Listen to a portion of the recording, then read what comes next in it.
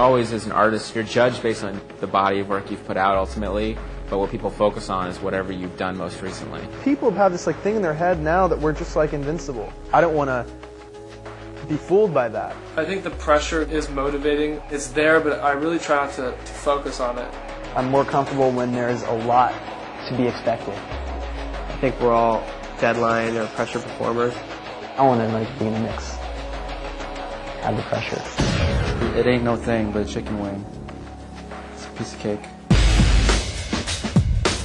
The writing process, I think that we got started pretty early. I think we started 9 months before we actually started doing the album. That was really helpful because it took us a few months to get some of this garbage out of our system, you know?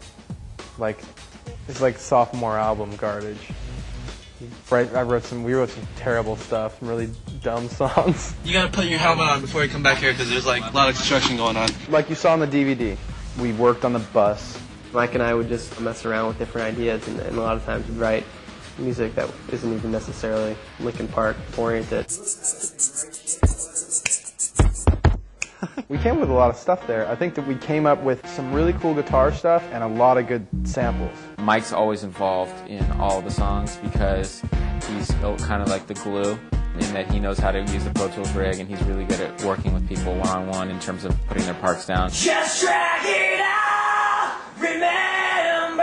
And when we write songs, we're not really a jam band. We won't sit there together and just jam on our instruments and say, hey, that sounded cool, play it again, and we'll try and all write stuff together.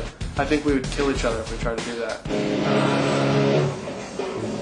Somebody will start a song, come up with a guitar riff, and then it can get passed on to the next person where they can take it and put it on their computer and sit there and write something to it. We record all the songs as demos before we actually go into the studio. So we actually have basically finished versions of the songs before we even start recording.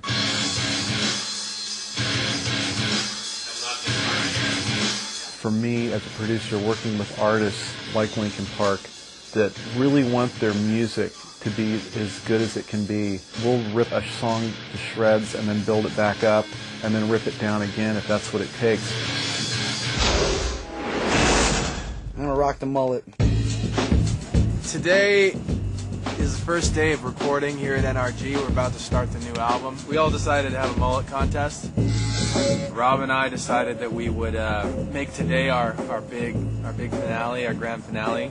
A couple of the other guys bailed out early. A couple of the other guys are going to wait till the end of the album cycle. So today we're going to walk into NRG and we're going to start recording and show them our new look, our new image. I'm sure they'll be feeling that. That's hot hair, dude. I love the hair. Gotta keep it real. This is NRG. This is where we recorded Hybrid Theory. We're gonna record another record here. 311, Peter Roach, Sugar Ray, Hootie and the Blowfish. And when we heard that Hootie and the Blowfish did their record here, that was the reason we came to NRG. Did you see that? 12 million copies. Uh-oh, the mullets are here. Howdy! Dude, we got these sideburns right here. A lot of thought went into it.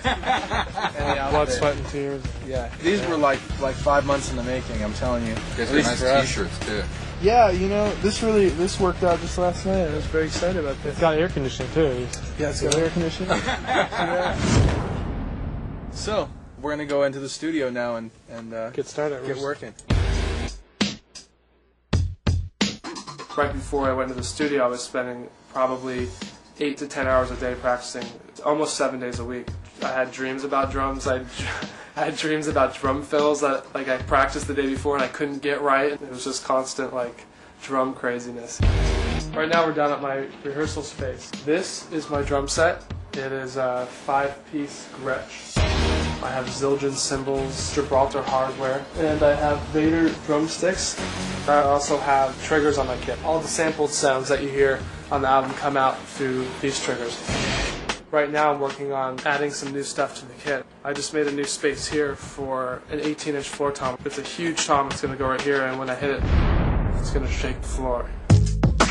Every time I come into the studio, I take off my other shoes and I put on my drumming shoes. They're actually modeled after race car driving shoes. You can really feel the pedals and everything, and it gives a lot more control.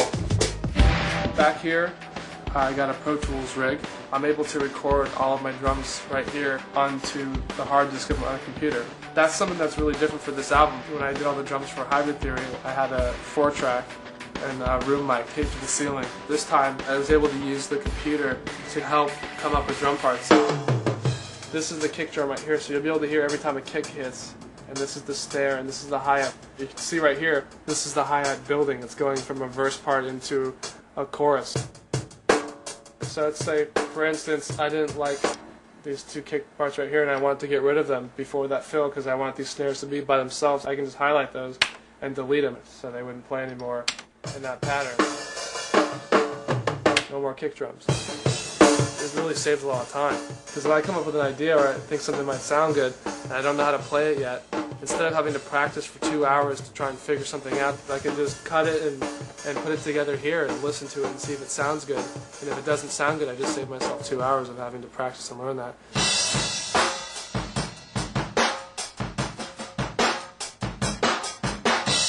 I think some people don't like that about it. I think it takes the musicianship out of writing music.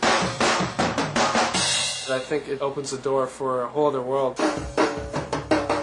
Everything I have here is really only done for scratch tracks. It's only for writing purposes and practicing purposes here. The sound that you hear on the album is all created at NRG Studios.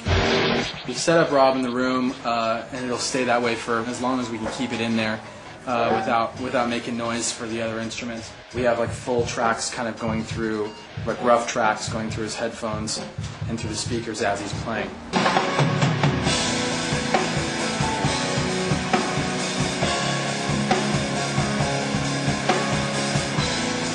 From Hybrid Theory to where he is now is 2 completely different people. The preparation he put into this record was unbelievable, and it shows. He's really fast because he's really tight. The last couple of times we went into studios to record, he only took 3 days, 4 days. This time, I'm figuring probably about 4 or 5. Our songs are on the average 39% scratching.